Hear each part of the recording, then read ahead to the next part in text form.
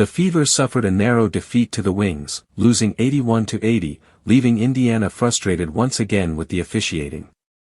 Fever guard Sophie Cunningham was called for a flagrant foul against Wings guard Paige Bueckers, sparking criticism over what Cunningham saw as preferential treatment for the star rookie. Cunningham, who had previously been fined for publicly criticizing officials, spoke candidly about the game on her podcast, expressing that the referees seemed to favor Bueckers consistently. She acknowledged Bueckers' talent, calling her a potential Hall of Famer, but argued that the level of protection she received from officials was excessive and inconsistent. Cunningham emphasized her frustration with the discrepancy, noting that the same standards were not applied to Fever players, which contributed to a sense of unfairness throughout the contest. Fever coach Stephanie White also weighed in on the officiating, highlighting similar concerns regarding the treatment of her own players.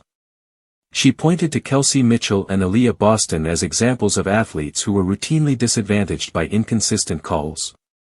Mitchell, according to White, was held or fouled on nearly every possession without receiving the proper calls, while Boston, one of the league's premier post players, often had contact go unnoticed by officials.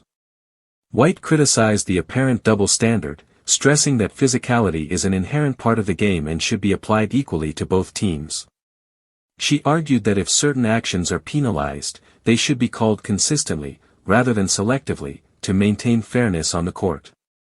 The game illustrated ongoing tension surrounding officiating standards in the league, particularly in matchups involving high-profile players like Bueckers. Cunningham's comments reflect broader concerns from athletes regarding perceived inconsistencies and the impact such discrepancies can have on competitive balance. Meanwhile, White's observations underscore the challenges coaches face in preparing players for games where officiating may affect momentum and outcomes. The combination of Cunningham's and White's critiques has sparked conversations among fans and analysts alike, highlighting how subjective calls can influence not only individual performances but also team strategies and results. As the Fever move forward in the season, questions about fair officiating and equal treatment will likely remain a recurring topic, shaping player expectations and team dynamics in future contests.